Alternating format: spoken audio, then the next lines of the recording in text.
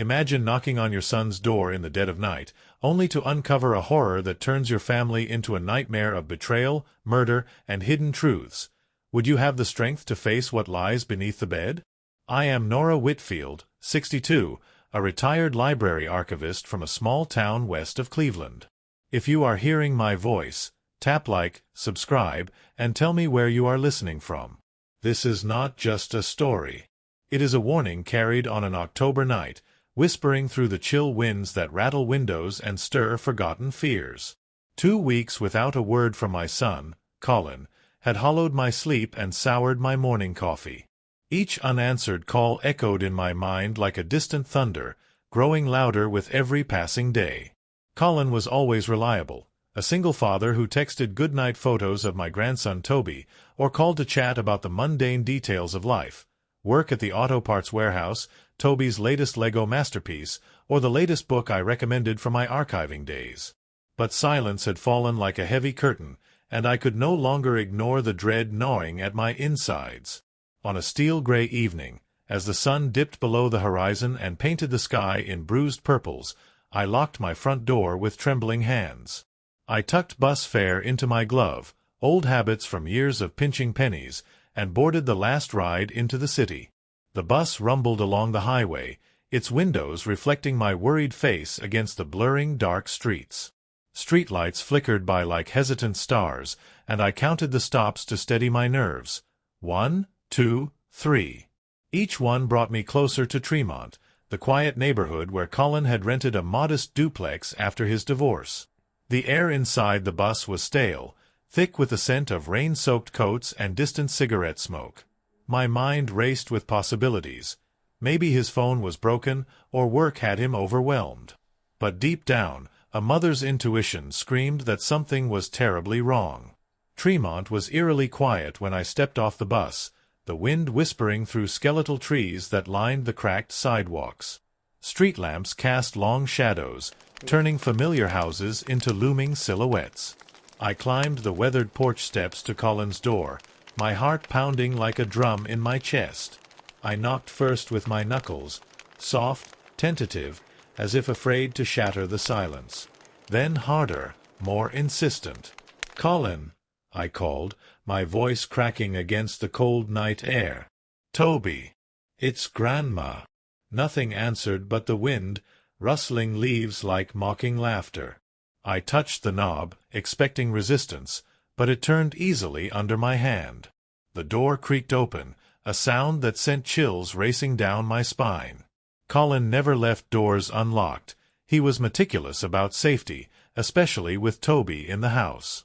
I slipped inside, the familiar scent of the home, faint traces of coffee and boyish sweat, now mingled with something off, something stale and unsettling.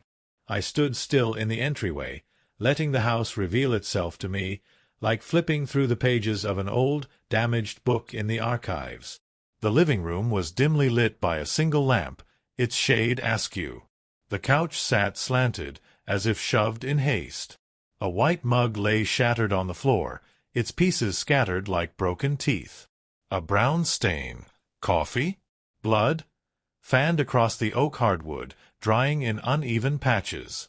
The side table had slid against the wall, leaving a fresh bruise in the paint. My heart stumbled in my chest, a frantic rhythm that made my breath come short. I moved toward the kitchen, my shoes crunching softly on unseen debris. The water jug lay on its side, a damp line trailing across the linoleum like an accusing finger pointing toward the hall. I whispered my boy's name again, Colin, but the house swallowed the sound. Stepping over shards of glass that glinted under the faint light, I felt a wave of nausea rise. This wasn't right. This was chaos in a home that Colin kept orderly, a sanctuary for him and Toby after the storm of his marriage. The stairs complained under my weight as I climbed, each creak amplifying my fear. Colin's room was at the top, neat as always, the bed tight as a drum, pillows fluffed, no sign of disturbance. It offered a false comfort, a momentary illusion that everything was fine. I crossed the hall to Toby's door, my hand hovering before pushing it open with 2 fingers. Inside, a pile of Legos lay where a miniature city had collapsed, colorful bricks strewn like ruins after a disaster. On the dresser, a small plastic robot faced the window, its painted eyes staring blankly at the night sky. I took a deep breath to call his name, but then I heard it, a sound I will remember forever, etched into my soul like a scar. A faint scrape on wood, a hollow roll, then stillness. It came from under the bed. My mouth went dry, my knees weakening as I crouched down. I stopped just before my eyes reached the shadow beneath, fear gripping me like icy fingers. "Toby," I tried, but my voice cracked into a whisper. No response, only the pounding of my heart. Panic surged. I backed into the hall, fumbling for my phone. My fingers slipped twice on the screen before dialing 911. "My grandson is inside. My son is missing. Please come right now. Please hurry." Blue and red lights washed the walls like a stormy sea, pulsing through the curtains. 2 officers arrived swiftly, their footsteps heavy on the porch. They moved with practiced efficiency, one shining a flashlight into the corners, the other kneeling beside Toby's bed. "We're lifting now," the kneeling officer warned, his voice calm but firm. Together, they raised the frame and mattress in one smooth motion. There, curled in the dark like a forgotten secret, was Toby. My 8-year-old grandson, filthy, hair matted with sweat and dust, clutching an empty water bottle in both hands like a lifeline. His eyes were open, wide and unblinking, staring into something far away, beyond the room, beyond us. I reached for him, but he didn't move, didn't acknowledge me. His wounds weren't visible. No bruises, no cuts, but they ran deep, hidden in the recesses of his young mind where no light could reach. Not yet. The siren's cry pierced the night as we sped through Cleveland's narrow streets in the patrol car. I sat pressed against the vinyl seat, my hand trembling on Toby's thin shoulder. His body was rigid, arms clamped around that plastic robot, the empty water bottle wedged against his chest like armor. He didn't speak, didn't blink. It was as if he had turned into a statue that still breathed, his mind locked away in self-preservation. At Mercy Children's Hospital, nurses rushed him into an emergency room bathed in sterile white light. I stood outside the glass doors, watching through blurred vision as strangers in scrubs placed 4 lines into his fragile veins, their voices murmuring words that drifted to me like fragments. Severe dehydration, acute malnutrition, signs of shock. Not a single bruise, not a broken bone.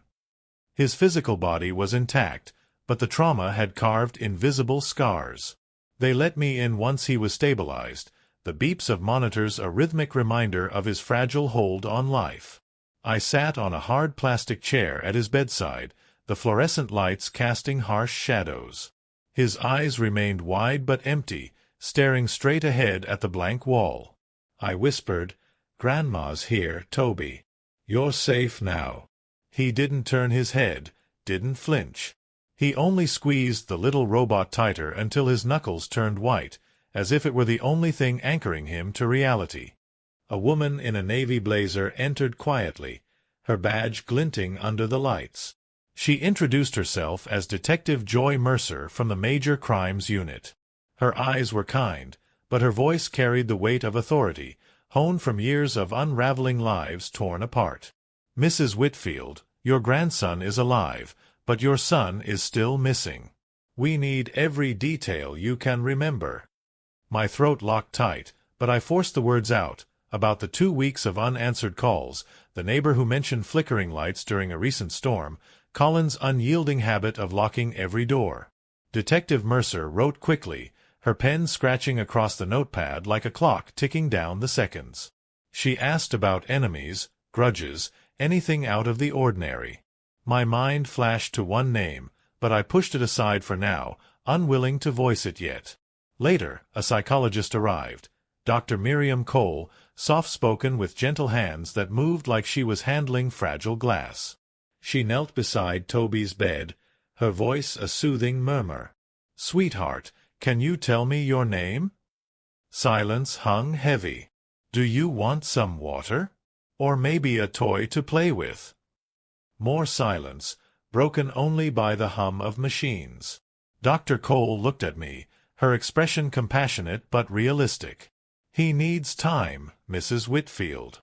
Right now, his mind is protecting itself from whatever he witnessed. Trauma like this, it shuts down to survive." That night, I stayed in the room, unwilling to close my eyes even as exhaustion clawed at me. Toby thrashed in his sleep, his lips moving soundlessly as if speaking to ghosts I couldn't see. He clutched the robot even in his dreams, its little plastic eyes staring back at me like silent witnesses to horrors untold. At dawn, he jolted awake, sweat soaking his pillow, his small frame trembling. For one terrible moment, I thought he might scream, but no sound came. He simply looked at me with hollow eyes that were no longer the bright, curious gaze of an 8-year-old boy. They held shadows now, depths I feared I might never plumb. I whispered into the stillness, "Hold on, Toby. We'll find your father. We'll bring him back." But in my heart, a darker fear was already taking root. What if bringing him back was no longer possible? What if the silence was permanent? Morning light spilled weakly through the hospital blinds, casting striped patterns on the linoleum floor, but the room felt frozen in perpetual shadow. I sat by Toby's bed, combing my fingers gently through his tangled hair, trying to untangle the knots of his ordeal one strand at a time. Detective Mercer returned shortly after, a thick folder tucked under her arm, her face etched with determination. She pulled up a chair, her voice low to avoid startling Toby. "Mrs. Whitfield, we've processed the scene at the duplex. There are signs of a struggle, but no forced entry. Whoever did this, Colin knew them." She asked again about his past, probing for anyone who might hold a grudge. My stomach clenched as the name I'd buried resurfaced, Sabrina Lell, my former daughter-in-law. A year earlier, Colin had walked away from her after years of chaos that had eroded their marriage like acid on stone. At first, Sabrina had seemed like the perfect match, ambitious, stylish, with a charm that lit up rooms and won over neighbors. She worked as a real estate agent, always dressed impeccably, flashing smiles at Sunday barbecues. But behind closed doors, her secret festered like a hidden wound. Gambling, cards in smoky backrooms, slot machines at casinos along the riverfront, online bets that spiraled into debts she couldn't repay. Each loss pulled her deeper into a vortex, and Colin, ever the fixer, tried to pull her out. Twice, I emptied my modest retirement savings, scraped together from decades archiving dusty tomes in the library, to bail them out of foreclosure threats and collection calls. Twice, Colin swore it would be different, that therapy and budgets would stem the tide. But Sabrina's addictions multiplied faster than our sacrifices, turning their home into a battlefield of arguments and empty promises. The divorce came after she disappeared for 3 days, leaving Toby with a hastily hired sitter while she chased a big win at a casino in Toledo. Colin filed for custody, and the judge, seeing the stack of overdue bills and rehab referrals, granted it to him. I thought the storm had passed, that peace would finally settle. But like a ghost unwilling to fade, Sabrina returned sporadically, leaving strange messages on Colin's phone. "You owe me. I'll collect one way or another." Her voice on those voicemails was laced with bitterness, a far cry from the woman I'd once baked pies with. I tried to push the memory aside, focusing on Toby as he stirred beside me. His little hands clutched the robot tighter, and a hoarse whisper slipped through his lips for the first time since his rescue. "Grandma." I leaned in so close I could feel his shallow breath against my cheek. "I'm here, sweetheart. Tell me what happened." His words came in broken pieces, like shattered glass scattered on a floor, each shard cutting deeper. "Dad told me, get under the bed. Don't move, no matter what you hear." My skin prickled with gooseflesh. "And then?" I asked softly, my voice barely above a whisper. Toby's eyes watered, tears tracing clean paths down his dirt-streaked cheeks. The door opened. Mom came in, with the tall man. His face was mean. He buried his face in the robot's plastic head, his small shoulders shaking with silent sobs. "They yelled," she said. "Money? Lots of money." Dad said, "No." Detective Mercer, who had been listening quietly from the corner, froze in her chair, her pen poised mid-air. Toby continued, his voice cracking like brittle ice. "They pushed him hard. He hit the table. There was red. Dad didn't get up." I pulled Toby against me, my own tears falling hot into his hair as he trembled. "Mom told the man, wrap him up fast. Don't let the kids see." Mercer's jaw tightened, her notes filling the page in quick, furious strokes. The storm I thought had ended with the divorce had only been gathering strength in the dark, brewing into something lethal. Sabrina wasn't just back for revenge or scraps. She had brought ruin with her, and my son had paid the ultimate price. The pieces were falling into place, but the picture they formed was one of betrayal so profound it threatened to shatter what remained of our family. Detective Mercer wasted no time. She returned to the duplex with a warrant and a quiet resolve that settled over every room like a fine layer of dust. The forensic team arrived in white suits, their movements methodical as they swept the living room with luminol spray. Under the eerie blue glow of blacklights, a wide bloom appeared across the rug and up the table leg, a terrible, glowing flower that no amount of scrubbing or detergent could erase. The pattern matched a fall against a sharp corner, not a deliberate strike with a weapon. Hearing that did little to comfort me. It only sharpened the mental image of Colin's last moments, the accidental brutality that had stolen him away. We stepped into Colin's small home office, a converted closet where he kept everything in labeled folders because order had always calmed his racing mind. Mercer pulled open the bottom drawer and set files on the desk one by one. Mortgage statements, utility bills, school forms for Toby. Then, a blue binder marked Insurance caught her eye. Inside lay a policy Colin had taken out when Toby was born, a modest life insurance plan to ensure his son's future. Mercer's jaw tightened as she flipped through the pages. "She could be changed with a new form," she explained gently, "but if it's not updated, it stands. In our state, a slayer can't receive proceeds, but trying to collect, that can drive a crime." I felt the room tilt, the air growing thick. Paper, ink, and an old signature might have lured Sabrina back to our door, transforming a faded grudge into a deadly plot. As Mercer photographed every page and slid the binder into an evidence bag, I searched for something of Colin's that still felt alive, untouched by this nightmare. In a banker's box behind the chair, I found a sealed envelope with my name in his careful block letters. My hands shook as I opened it, unfolding a notarized letter naming me temporary guardian if anything happened to him, along with details of a modest education trust he had started for Toby with automatic deposits from his paycheck. His last line was short but piercing, "Mom, keep our boy safe." Mercer photographed the letter too, asking if she could take the original for the file. I signed the chain of custody form, pressing my palm flat on the desk to steady myself amid the swirling grief and rage. A small anchor formed in my chest. Colin had planned for storms even while the sky looked clear, his foresight a quiet act of love that now fortified me.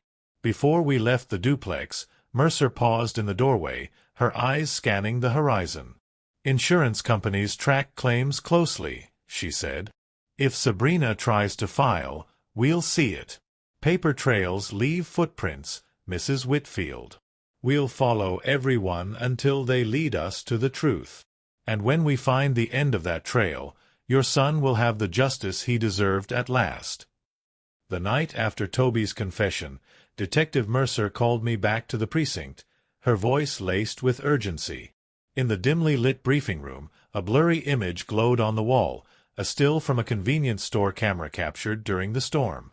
The outline of a dark pickup truck idled on the curb near Colin's duplex, rain streaking across the lens like tears. But you could still make out something long in the bed, hidden under a tarp that sagged like a heavy shroud, weighed down by more than just water. My throat tightened as I stared at the screen. Mercer's voice was calm but deliberate. "We can't read the plates, but the make and model are consistent with vehicles used by a known collection crew, hired muscle for debts.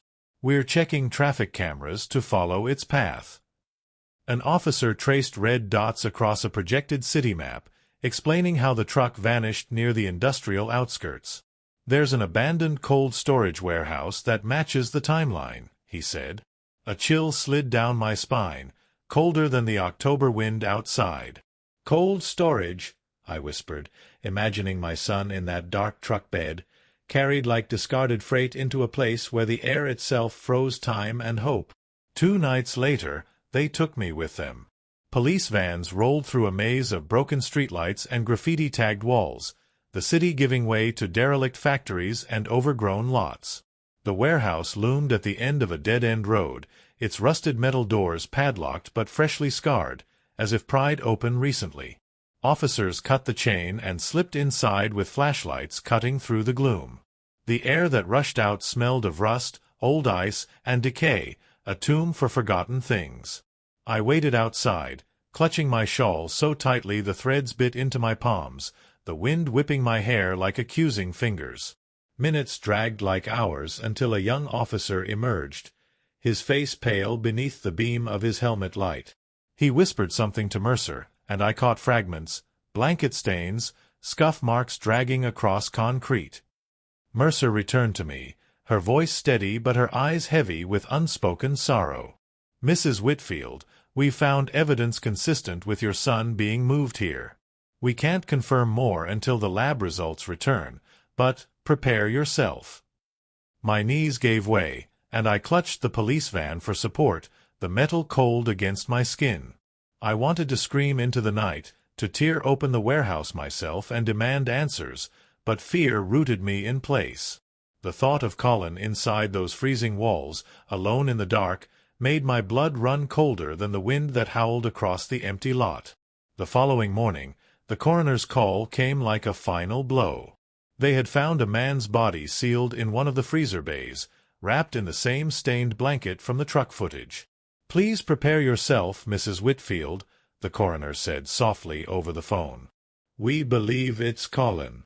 I stood in my kitchen, the receiver shaking in my hand, staring at the clock above the stove.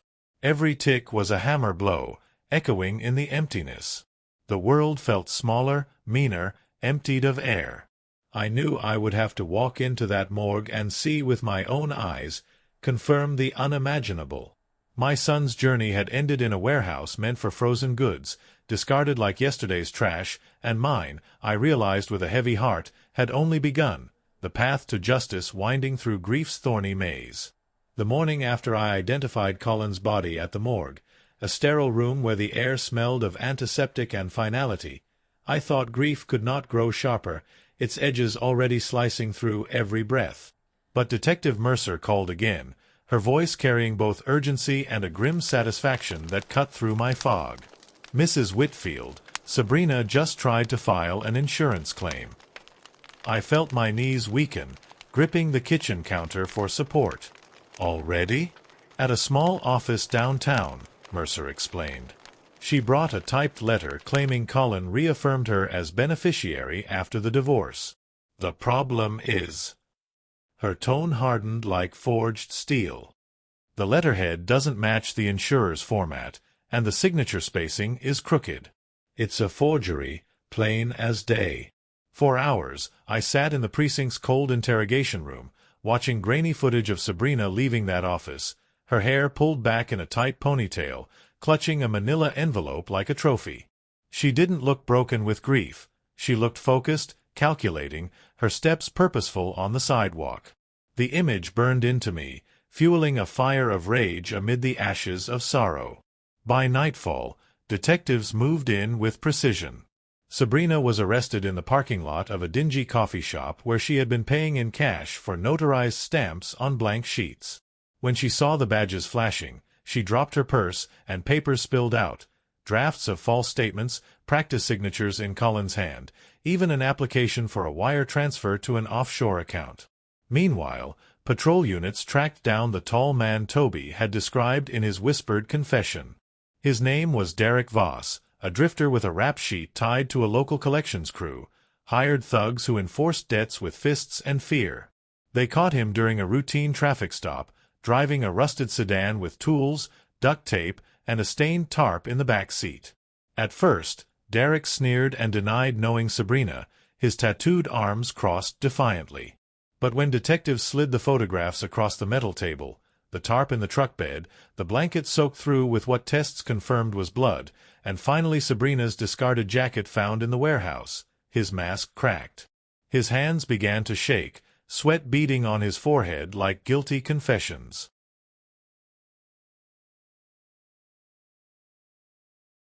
Now, I want to ask you from my heart, what lesson do you take away from my story? And from which city are you listening today?